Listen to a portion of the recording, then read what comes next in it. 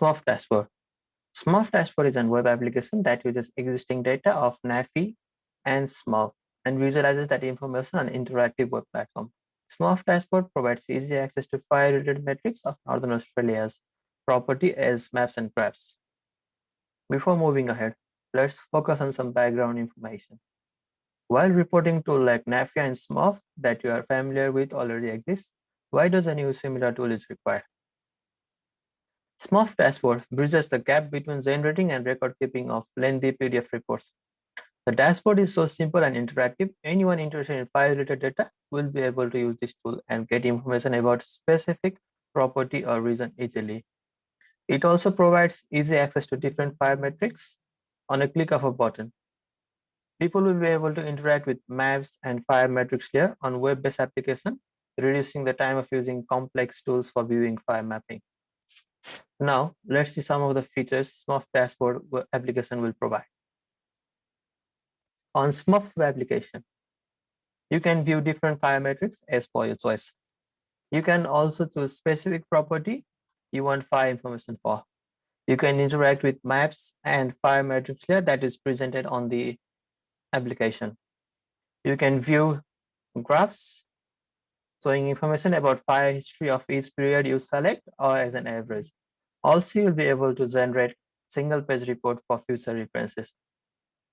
After having some background information about SMOF dashboard, let's see how it actually is.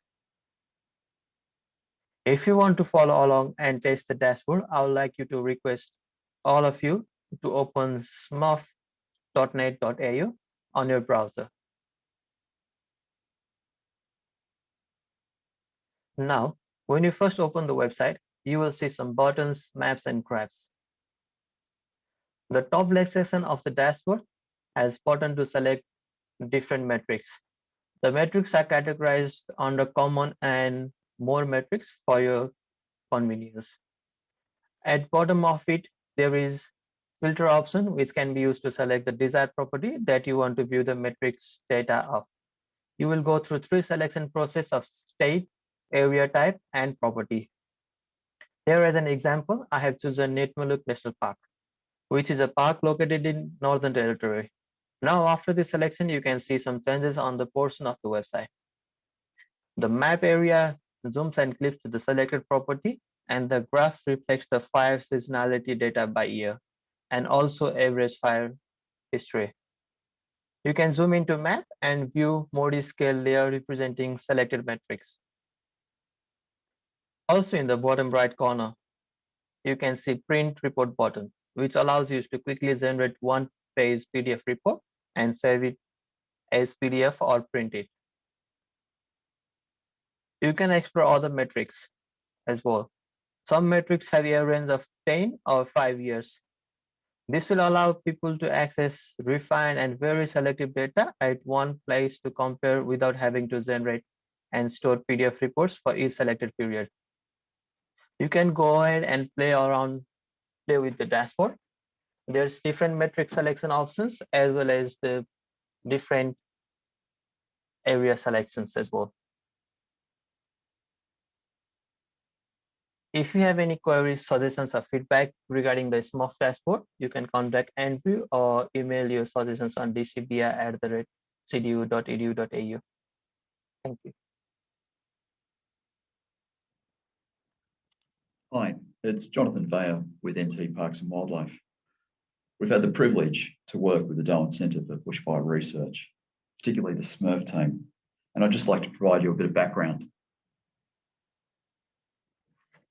NT Parks and Wildlife is responsible for managing 85 parks and reserves right across the Northern Territory. 32 of these are jointly managed with traditional owners.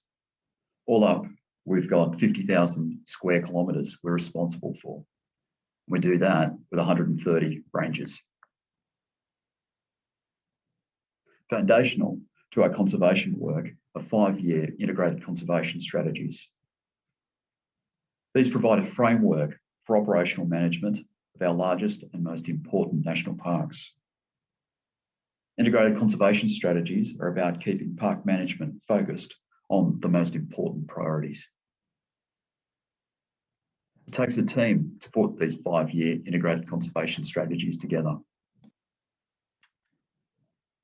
They're developed in collaboration with traditional owners, rangers, planners, scientists, GIS officers, and many other experts. Underpinning it all is good vegetation mapping.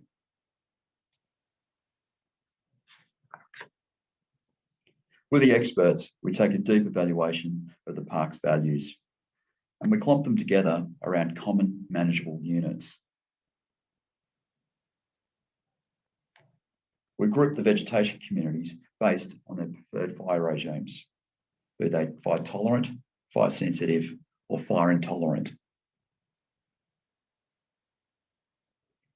We determine measurable indicators of health for the park's vegetation communities. And here NAFI is a foundational tool to measure fire history to reflect habitat health at a community level. With good indicators, we can then define measurable goals and objectives for park management. The integrated conservation strategies can then provide clear direction and measurable goals. Rangers can now be empowered to prioritise their efforts to get the best conservation outcomes within their means. Rangers can then develop action plans to achieve these goals. And then they can get out and conduct the work, such as prioritising and consolidating fire breaks, conducting prescribed burning, and working in collaboration with their neighbours. Rangers can then measure and monitor their results. Rangers use NAFI to evaluate fire history over selected vegetation communities. Rangers then prepare reports summarising their effectiveness against the NAFI-based goals. And this helps them inform the following year's action plans. Fundamental to our approach is the understanding that if you can't measure it, you can't manage it. But with a problem. As I mentioned, we've got 85 parks and reserves. Monitoring, reporting, and evaluation takes time and effort. And we've been working with the Darwin Centre for Bushfire Research, and we're working to automate our fire monitoring and reporting to enable us to extend beyond our top conservation parks and include the work we do for all 85 parks and reserves. Hopefully, we can contribute to a basis that can be used by our neighbours and other landholders to achieve the best landscape outcomes across the Northern Territory. Thank you. Hi, my name's Kerry Crosbie. I'm a research assistant working for CDU's Darwin Centre for Bushfire Research. In this presentation, I'm going to provide an outline of what's included in the SMRF reporting I recently carried out for Parks and Wildlife. I'll provide a brief outline of the methods, a description of the metrics, thresholds, and how they were presented within the reports. These property-specific reports are designed to be informative, easy to interpret, and are unique to each individual park. Parks provided us with vegetation shapefiles based on NVIS data, which was adapted to 3 fire tolerance classes: fire tolerant, fire sensitive, and fire intolerant vegetation. We formulate SMRF metrics using the NAFI fire scar data. Algorithms that we use are pixel-based measurements, so therefore the resolution of the NAFI data needs to be taken into account when interpreting the areas of finer scale. Overall, we estimate that error can be up to 2% depending on the shape and size of the study area. A team of stakeholders, including planners, park rangers, scientists, traditional owners, and other experts, all work together to allocate fire tolerance classes, fire metrics, and the fire thresholds you can see here. This example was taken from the Judborough National Parks Conservation Strategy. The thresholds can be different for each park, of course. At the front of the reports is a scorecard providing an overall snapshot of the past year's fire history. This is followed by easy to understand mapping that's presented over time with descriptions of the metrics and burnt area summaries. In this case, we provided hectares burnt. A series of graphs and tables are also included for each metric. They're accompanied also by the burnt area data and also individual scores. These images provide a close-up example of how the different metrics look for the same year over the same area. The white area in these images are areas unburnt. In the top left is burnt area analysis of all fires found in that area. The top right is a seasonal analysis that shows both early dry season and late dry season fires. At the bottom left is just early dry season fires that occurred, and the bottom right is late dry season fires.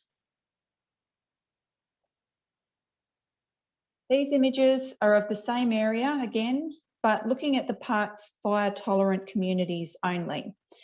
In this case, the white areas are the areas where the park's other fire classes, the fire sensitive and the fire intolerant communities, are found. In the top row are the fire tolerant communities 2019 analysis. On the left is the burnt area analysis. In the middle is seasonality. And on the right is area unburnt for a certain number of years. Along the bottom row is examples of areas burnt over that same area for the past 5 years, which we provided for each percentage burnt metric. While the metrics in these reports are designed specifically for NT Parks and Wildlife, a broader bioregion analysis is in the making for use within the SMERF platform. Similar analysis can be also designed and performed for other properties as well. Once again, a special thanks to all our sponsors and partners. Thank you. Thanks very much to all of our presenters in that last session. We've got some time now to go into a question and answer session. And I wanted to first field a question to Dr. Otto Campion, who I'm hoping is still online. In his introduction and in his presentation, he talked about the importance of fire management being led and driven by traditional owners and by rangers just implementing the wishes that traditional owners should oversee. Otto, what do you think some of the main challenges are in making that happen? Well, like I said, I mean, you look at land, language, and people and culture, you never separate them. So it's a, you can hear me? Any sound? Hello? Yeah. Yep. Yeah, so the first one, you can see the company of SREP are now listening to all the traditional owners, what they want to see from this program. And every area, when the project starts, we must consult, talk to right people, and make sure we get a permission to go and work with traditional owners. But the bigger picture is we look at ourselves. We are the managers, we land managers for our own country. But the difference is we're wearing a uniform just to be proud, and I think showing them that we are connected on land. And then listening some of the story from going back in history where them old people, they were saying do right way fire. So in the PowerPoint last part, we've got a poster, and we can see good outcome what we get. Even in that video where you see Rangers CEOs, they are really happy to be on their own country with proud and not thinking about who's stopping them for that country. So yeah, and getting transferring knowledge on country, we must recognize traditional owners and get them out and go with their time. And it's good, rangers take all the recording so that we can do reporting for our carbon program. But we give chance to traditional owner, they can get something from their country, like eating them bushberry, and looking at, it's an indicator. If we get good fire and we get good number of people on country, that's really good traditional fire management. But if we look at only a few people doing it because recognition there from our organization or any other partners that we're working, and we are lucky here, because we look at all the people as a family, and that's really strong, because we want to bring back these traditional practices, make it into action. And I think it's really good. We're working with traditional owners, with other partners, like looking at our monitoring and valuation cycle. And I think we want to see people doing it instead of we attach string to them, with other all this rule incoming. We already know all the rule from government.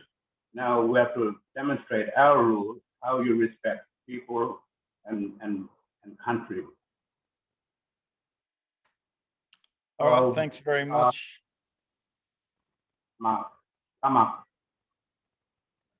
Thanks very much, Otto. We could have probably talked a lot longer about some really important issues in that, but I thought it was a good starting point. Thanks again, and for the presentation. We've got a few minutes left, and I'm now going to throw to Andrew to field a couple of technical questions, and then we will wrap up the session. Okay, I've got a question here from Hannah Cliff. It must be to you, Patrice. It says, thanks for the presentation, great product. It's really exciting to hear that there are plans to extend the Smurf thing down into the desert. Do you have any sense of potential timelines for this extension? Is it working? Put it up to you now. Yeah. Yeah. So yeah, I would say probably the second part of the year, but before going there, I think what's important is like what's relevant to the desert, what kind of metrics are relevant to the desert. For example, like if you do like fire history for 10 years, you barely have one fire event every 10 years in the central region of Australia.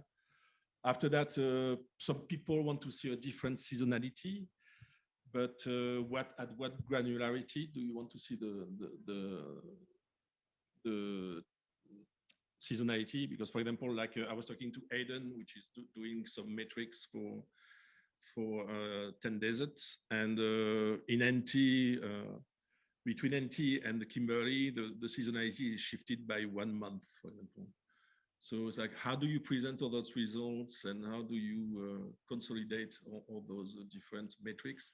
That's the tricky parts, but hopefully we're gonna have something ready pretty soon. It needs to be discussed with the people, the stakeholders basically, and the fire managers that are interested in that topic. Like I think Smurf, the base, the ground layers has been laid out, and now it's going to grow organically depending on the people, fire manager requests, what they want to see. For example, yesterday, Rohan was in talk with the ABC, And he wanted to, the ABC asked like, so was 2020 the year with the least fires in the humid zone in the top end? And he had a hard time to answer that. So he went to Smurf, but Smurf, like globally, it's like the savannas. There is no rainfall zones, for example. So that would be interesting, and it would be interesting to develop that and integrate that in the Smurf dashboard. So it's for people to ask questions, and we can provide the answers when they ask the right questions. Okay, thank you. I've got a question here for Aasish, comes from Aidan Joseph in Cairns. And he wants to know that when it might be, is it possible, and when it might be possible to be able to draw your own area of interest to do calculations on the fly?